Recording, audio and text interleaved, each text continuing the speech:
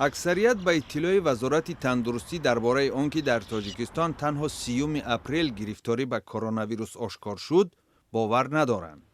اگر پیشتر ساکنان از ثبت و نشر نوارها از داخل بیمارخانه‌ها و تنقید مقامات برای پنهان کردن اطلاع می‌ترسیدند، حالا آشکار این کار را می‌کنند. در برخی از این نوارها ساکنان از قبول نشدن بیماران در بیمارستان‌ها و پر بودن این مؤسسه‌ها نقل می‌کنند. یگان کسایی همش کسایی داره نه قبول نکرده تاجیکستان نمیدونن که کسایی را گیجو برن. رسانه‌های دولتی از تدابیر مقابله با ویروس از جمله دزینفکسیای راه‌ها و بیناها، پوشیدن نقاب و تأمین بودن بیمارستان‌ها با مواد ضروری نوار و مطلب‌ها نشر می‌کنند.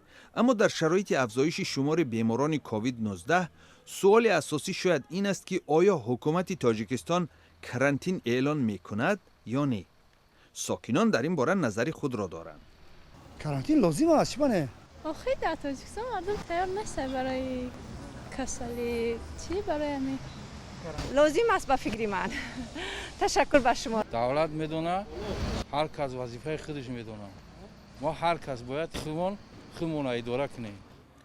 در پایتخت یک عده طربخانه‌ها و آشخانه‌ها و مغازه‌ها و شرکت‌ها به در خود قلف زدند. اما آنها نیز کم نیستند که در چنین وضعیت به کار خود ادامه می‌دهند و تعدادی از ساکنان تا حال بدون نقاب طبی می‌گردند. رستم گولف بلاگری تاجیک میگوید از گوشه‌نشینی چندان فایده نیست، زیرا شهروندان باز هم مجبورند به کار برآیند. او می‌افزاید مقامات در اندازه‌سپاری تعطیل اعلان نکردند و خود مردم هم پول ذخیره ندارند. گولف بر این نظر است که کرانتین در وضع پیش آمده یگانه راه حل است، اما به شرطی که همه شهروندان از انداز آزاد شده و عائله‌های کم بی‌زائد کمک مادی و یا غذایی دریافت کنند.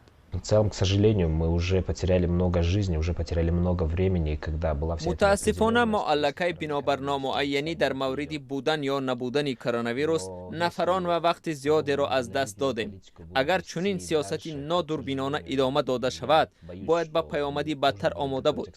برای جلوگیری از این گونه سناریو باید کرانتین اعلان کرده شود. Чтобы избежать реализации подобных сценариев, карантин все-таки нужно вводить. مقامات تاجیک اصرار می‌ورزند که وضعیت تحت نظارت قرار داشته آنها از روی طلبات عمل می‌کنند. برای ما سلامتی ملت مهم است. اقدام حکومت در مورد راه‌اندازی بعضی محدودیت‌ها درست است. وزارت تندرستی و ستاد حکومتی پیوسته کار می‌برند. همه چیز تحت نظارت است.